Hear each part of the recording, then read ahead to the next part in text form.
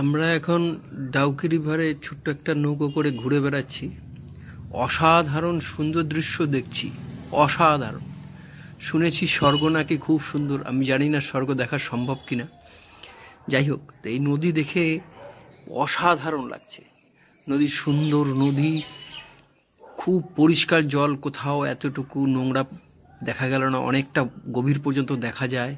দুদিকে পাহাড়, পাহাড়ে গাছে মোড়া সবুজ, একদম পুরো গাছে মোড়া পাহাড়, দুদিকে পাহাড়, মাঝখানে নদী বয়ে চলেছে, দুদিকে সবুজ সবুজ, চারিদিকে সবুজ। দূরে ওই নৌকো করে আমাদের মতনই অন্যরা ঘুরতে আসছে।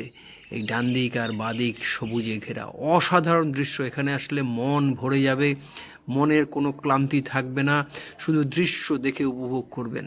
অসাধারণ দৃশ্য, যা বলে বোঝানো যায় না, না গেলে বোঝা যাবে না যে এটা কত সুন্দর।